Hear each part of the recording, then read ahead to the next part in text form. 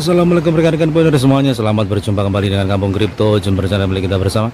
Hari ini seperti biasa kita membahas informasi-informasi yang bisa kita bahas hari ini. Tapi seperti biasa sebelum kita membahas informasi-informasi yang bisa kita bahas hari ini, kita ucapkan syukur dulu kepada Yang Kuasa, dimana kita sudah diberikan nikmat dan nikmat rezeki. Semoga nanti sampai di fase terakhir, yaitu fase mainan terbuka diluncurkan oleh kolektif. Amin. Dan langsung kita bahas informasi yang bisa kita bahas hari ini rekan-rekan ya. Oke lah rekan-rekan semuanya, sekarang kita berada di lokasi kawasan wisata Bedean, tepatnya berada di Kecamatan Bangsal-Sari, Kabupaten Jember, yang dalam rangka acara Kopdar Pionir Jember ya, yang diadakan di wisata Bedean Bangsal-Sari, Kabupaten Jember. Dalam rangka Kopdar ini acaranya adalah sosialisasi dan juga pencerahan, juga keterangan tentang Pinetmat dari Direksi Pinetmat yang akan diberikan kepada pionir yang ada di Kabupaten Jember, khususnya dari Direksi Pinetmat, yaitu Pak D atau Pak D Prayet ya. Ini akan menjelaskan beberapa macam informasi tentang proses dan juga prosedur pendirian dan juga gerai-gerai yang akan didirikan di wilayah-wilayah di Kabupaten Jember atau mungkin di luar Jember juga, di seluruh Indonesia. Tapi kita masih menunggu informasi yang valid ya tentang pendirian gerai-gerai baru dan bagaimana prosesnya. Langsung kita ikuti sesi acaranya di acara Kopdar yang diacarakan hari ini, tepatnya di tempat wisata Bedean, Kecamatan Bangsal-Sari, Kabupaten Jember, Jawa Timur. Langsung kita menuju ke acara rekan-rekan ya. Kepada beliau Pak D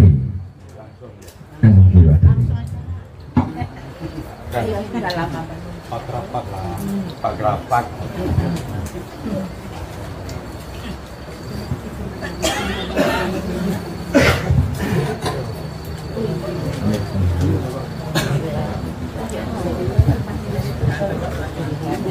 Assalamualaikum warahmatullahi wabarakatuh. Salam sejahtera untuk yang berada lain. Biasa, saya kalau udah pertama kali ngawari ini bingung ngomong apa. Kalau nggak ada pertanyaan ya, tapi ya nggak apa-apa. Jadi tadi itu yang ada pikiran saya. Beberapa waktu yang lalu, saya di sini ngomong Isorum. Sekarang ngomong Indo Pinetmat. Ini sing bener sing endi. Kan gitu ya. Ya sebenarnya Isorum otomatis kan kehilangan barang karena dibeli. Dengan kehilangan barang ini, yang menjual barang itu akan mendapatkan kerugian. Nah itu dari Indo Pinetmat, kan belum open minded. Iya belum, tidak ada masalah. Tentunya ini tuntutannya kepada Indo Pinetmat. Berarti Indo Pinetmat punya duit. Ya iya, kalau nggak punya duit kita nggak bisa mengadakan event itu. Kapan itu? Belum. Maksudnya sekarang Indo Pinetmat belum punya duit, masih dalam proses mencari duit. Harapannya segera mendapatkan duit, dan selanjutnya Indo Pinetmat akan mengumumkan ke pioner seluruh Indonesia, dari manapun pioner itu berada, boleh. Nah seperti itu. Jadi saya katakan mumpung Indo Pinetmat masih dalam proses mencari duit, hari ini Minggu di Jember ini hari pertama kali saya mencoba untuk sosialisasi, konsolidasi, turun ke bawah, mendekat ke teman-teman, kepingin tahu sejauh mana antusias atau semangat teman-teman. Tentunya tidak semuanya ya, untuk berminat membuka gerai dari Indo Pinetmat. Jadi ingin saya ketahui, ini sekaligus ini sebagai bentuk saya tujuan saya untuk survei ini harapannya nanti saya bisa membuat RAB. Ini kemarin saya sampaikan ke pemilik dana. Kira-kira ini saya bisa dibantu berapa banyak biaya? Berapa yang dibutuhkan Pak D? Minimal berapa? Terserah Pak D. Kalau 10 miliar, enggak apa-apa. Enggak apa-apa itu nadanya kan berat ya, berat. Tapi saya tahu bicara masalah dana saya paham ya. Apa terlalu sedikit? 20 ya enggak apa-apa ya. Atau mungkin terlalu sedikit kurang banyak. Soalnya pemberi dana itu kalau kita ini butuh uang terlalu sedikit, mereka enggak mau. Mereka maunya kita butuh duit banyak. Kalau kita butuh duit banyak, pemberi dana tadi malah lebih semangat. Kenapa? Semakin besar dia mengeluarkan anggaran, maka timbal baliknya, flashbacknya dia akan mendapat keuntungan lebih besar. Kalau dia mengeluarkan uang itu sedikit saja, flashbacknya dia cuma mendapat keuntungan kecil. Bicara masalah persentase, 1% kali 10M berapa? 1% kali 50M, loh kan lebih besar lagi ya, 100M, loh tambah tinggi lagi sampai endingnya. Ya tidak apa-apa Pak D, kalau ini saya bilang mungkin saya butuh 100M atau mungkin 150, 200 nggak apa-apa Pak D. Loh ya, benar itu, nggak ada masalah, lebih pun nggak ada masalah. Waduh, balik noy aku bingung. Ya, balik noy aku bingung. Karena saya butuh anggaran ini bukan untuk selamanya, untuk mengantarkan marketplace Indo Pinetmart ini hanya sebatas sampai mainnet. Maksudnya modal itu kita butuh hanya untuk menjalankan utilitas perputaran mata uang di dalam pasar Indo Pinetmart, supaya perputaran uang itu betul-betul konsisten, dinamis. Di sini ada nggak bangunan pasar yang mangkrak?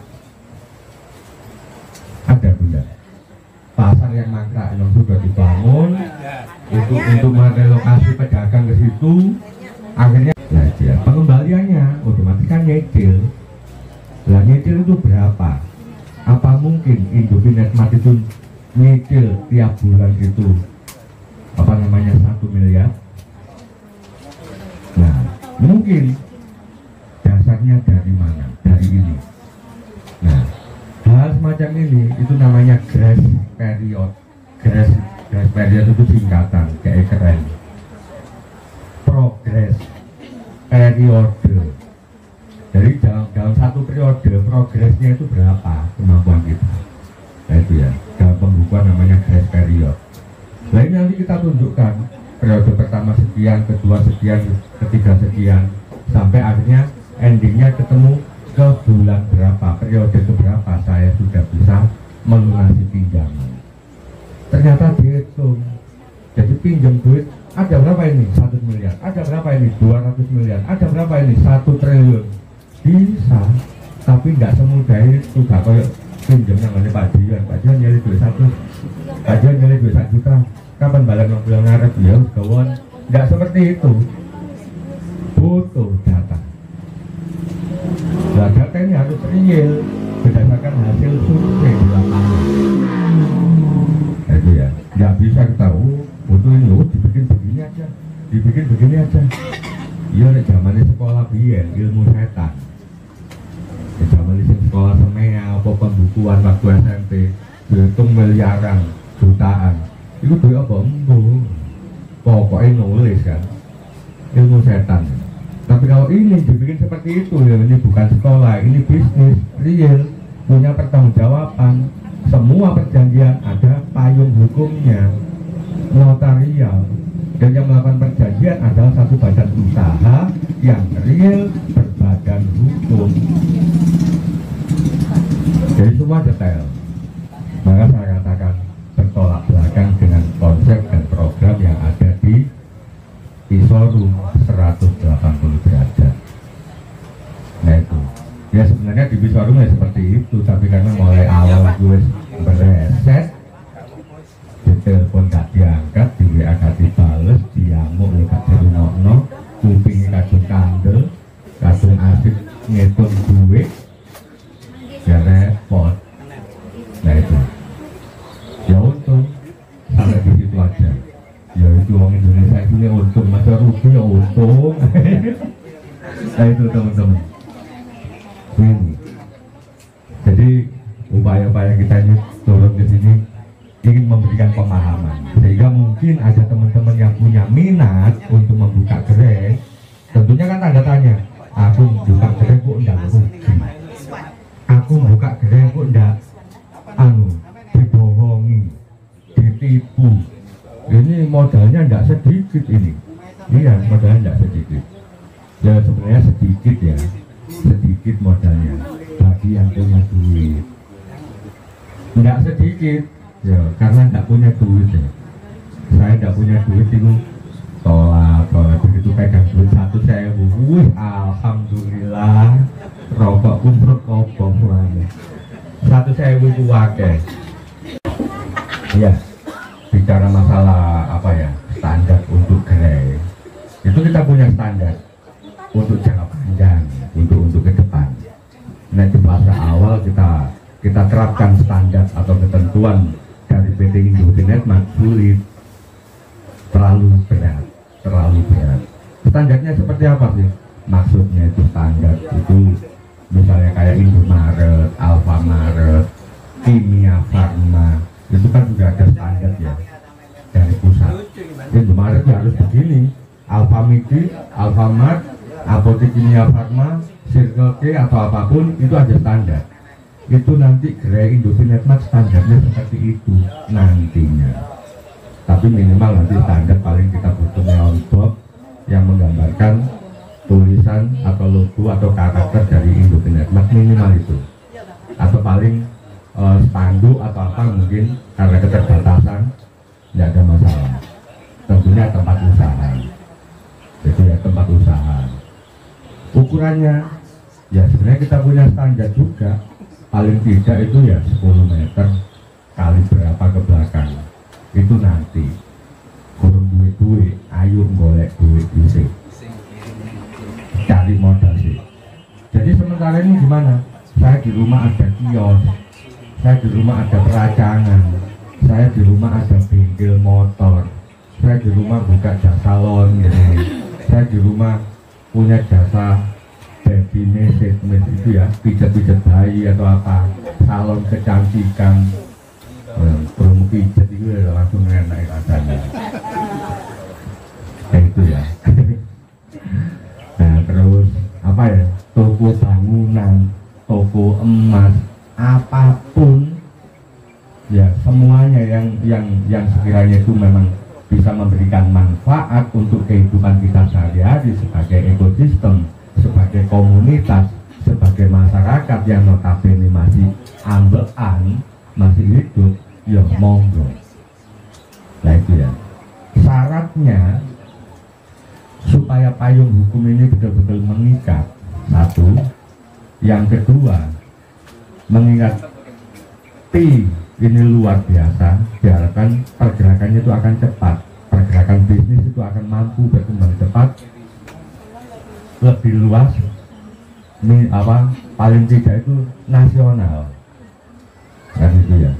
Jadi nanti kita karena ini punya CV di sini, punya usaha di sini. Saya mau mengembangkan usaha dagang saya di provinsi mana, di pulau mana, itu enak. Itu izin-izinnya itu enak, tinggal melengkapi aja. Jadi itu tadi nomor 1 syarat yang ditanyakan Mas John tadi itu harus berbadan usaha yang berbadan hukum, minimal CV. Apapun itu, perorangan atau bersama-sama, no problem. Kalau memang kuat modalnya, ya perorangan, keluarga. Kalau memang nggak kuat, ya ayo konsorsium, urunan, patungan. Nah ketika ini patungan ya sebaiknya bikin CV atau akte pendirian yang baru. Tapi kalau di situ ada unsur kepercayaan, bolehlah saya punya CV sudah. Nah, tapi tetap nanti harus ada perubahan akte. Perubahan akte nanti akan ada lembar lampiran yang akan melengkapi akte pendirian yang sudah ada. Jadi itu tadi minimal, kalau bukan minimal ya, ya pokoknya syarat utamanya adalah berbadan hukum, minimal CV. Kalau ada yang PT dan PT itu bukan bungkus kacang, PT itu pernah bergerak atau apa, tapi sementara karena pasca COVID ini vakum, artinya pemiliknya kan punya kemampuan bisnis ya juga, minimal punya pengalaman, boleh, nggak ada masalah. Akan segera kita kembangkan, ayo bersama-sama berkembang, bila perlu mengarah ke ekspor impor.